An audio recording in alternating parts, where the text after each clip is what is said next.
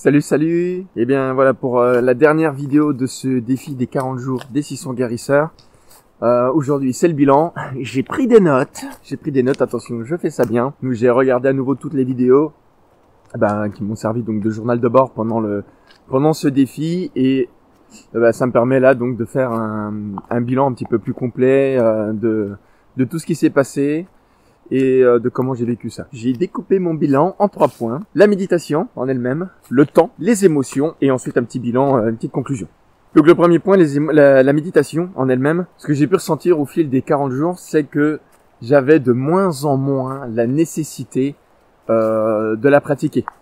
En fait, c'est vrai qu'au début, il y a le temps que ça s'installe, que je me connecte à mes différents organes, à mes différentes émotions dessus. Ensuite, j'avais donc ce travail vraiment méditatif qui était vraiment très intéressant. Je travaillais sur mes émotions, mais il y a eu quand même pas mal de jours, surtout à la fin, où j'avais franchement l'impression que c'était pas nécessaire de méditer. Alors autant j'avais des émotions, autant c'était pas nécessaire de méditer. Voilà, ça c'est vraiment le premier point qui ressort de ce défi. Cependant, je trouve toujours intéressant de garder cette méditation, en tout cas régulièrement, pour nettoyer régulièrement ses organes. En fait, pas forcément nécessaire de le faire tous les jours, mais peut-être genre une fois par semaine ou quand tu ressens des émotions qui te submerge un petit peu trop dans la journée, tu fais ton son guérisseur et ça passe beaucoup mieux. Mais quoi qu'il en soit, cette méditation m'a quand même bien appris à me connecter à mes émotions et avoir plus de bienveillance à leur égard. Je t'explique, moi il y a toujours des sujets sur lesquels mon corps réagit très vite émotionnellement et je lutte, on va dire, contre ces émotions. Je n'ai pas envie de ressentir ça pour ces sujets, j'ai vraiment envie de vivre ces sujets de manière assez sobre, de dire ok il y a ça qui arrive, voilà ce que je dois faire, voilà. Mais il y a ces émotions qui m'arrivent et qui me submergent à ce moment-là, et donc je les refuse. Et pendant ces 40 jours, j'ai vécu ces sujets-là aussi, et ça m'a appris à, on va dire, lâcher prise sur cette émotion. C'est-à-dire je l'ai accueillie, je dois les accepter comme partie intégrante de mon être. Deuxième point que j'aimerais aborder pour ce bilan, c'est le temps. C'est la deuxième chose qui est ressortie de mes vidéos. Le premier point, c'était pas évident de trouver un moment pour méditer. Quand on a une vie sociale, on a tous une vie sociale, on va pas se mentir. Moi, j'étais parti du principe de méditer tous les soirs. Mais en fait, t'as une vie, et donc le soir, t'es invité quelque part, ou tu as un invité, ou finalement il y a autre chose à faire, et très vite tu oublies de méditer. Donc c'est pour ça m'est arrivé quand même assez régulièrement de méditer tard le soir, et ça m'est arrivé 2 fois d'avoir oublié de méditer, de pas y avoir pensé, ou d'y avoir pensé, mais comme j'étais occupé, j'ai préféré vaquer à mes occupations plutôt que méditer. Après, j'avais trouvé quand même une solution, c'était de méditer, c'était entre 17h et 19h, par là, c'était un moment plus propice pour moi, pour méditer, parce que c'est un peu la tranche horaire de transition dans ma journée entre mon après-midi et ma soirée. Donc c'était plus facile pour moi d'être disponible. Alors évidemment, après on bataille, on a les périodes dans la journée, il y a eu des fois où j'ai médité, j'avais pas envie de méditer, parce que j'avais plus une énergie à aller faire du sport par exemple que de m'asseoir et méditer. Et puis à contrario, il y a aussi des moments où j'étais très actif, donc en train de travailler, et en final c'était très propice à la méditation parce que j'étais physiologiquement, j'étais dans une zone de concentration, donc j'aurais pu très bien méditer. Je crois que ça m'est arrivé donc un soir aussi d'avoir travaillé et de m'être interrompu pour faire la méditation parce que il fallait. Troisième et dernier point, non des moindres, les émotions. Oui, parce que cette méditation nous permet quand même de travailler sur les émotions collées sur les organes et de les évacuer à la terre avec les sissons.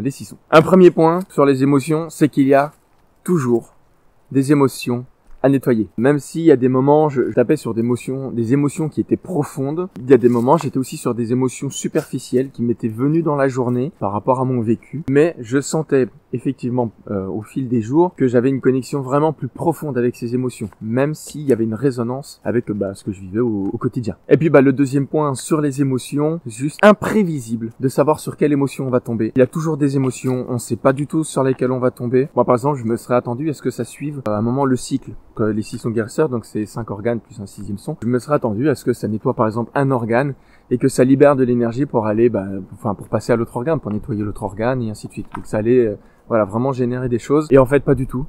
Donc tout simplement, je pense que c'est le quotidien qui fait que nous vivons des tas de choses qui nous génèrent des tas d'émotions différentes. Et donc la méditation m'a permis de nettoyer ça. Même si c'était différentes émotions, j'ai l'impression que ça venait tout le temps taper, résonner sur des choses plus profondes en moi. Et un dernier point bonus, je voudrais vraiment reparler de ce qui s'est passé à la 3e semaine. Donc ça a commencé le 20e jour où j'ai eu des débordements émotionnels, quelque chose de très profond qui est ressorti à ce moment-là. Donc là c'était de la tristesse à ce moment-là, une extrême sensibilité à fleur de peau, pas pendant la méditation, après la méditation. Alors ça c'est vraiment intéressant. Si tu te rappelles de ma première vidéo, si tu l'as pas vu, je t'invite à la regarder. Mais ma première vidéo de ce défi, je parlais de pourquoi 40 jours. Et ben je pense qu'il y a une importance à cela. J'arrête chaque année de boire de l'alcool et de la bière, ou en tout cas ce qui a le goût de bière, pendant 40 jours. Et systématiquement, pendant cette période, à la 3e semaine, j'ai l'impression que toutes les raisons pour lesquelles je peux boire ressortent mes puissance 10. Ça devient vraiment très difficile de ne pas boire une bière. Voilà, pour dire ah attends c'est bon, c'est la fête, je peux boire une bière. Ou ah bah tiens là j'ai une journée là c'est un peu dur, j'ai envie de me détendre. Il y a toutes ces choses là qui ressortent à la 3e semaine et qui sont beaucoup plus dures. Eh bien j'ai vécu la même chose là pendant ce défi. Alors c'est vraiment super intéressant.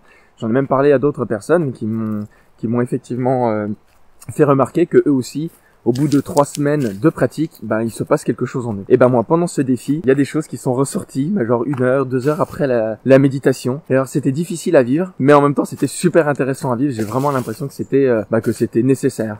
Et c'est comme si finalement j'avais fait ce défi uniquement pour cet objectif. Dernier point, le bilan sur ce défi. Tout d'abord, cette méditation en garde. Alors, qu'est-ce que je vais garder de cette méditation? Je pense que si toi tu ne connais pas cette méditation, ça serait vraiment intéressant de la faire comme moi pendant 40 jours d'affilée, évidemment.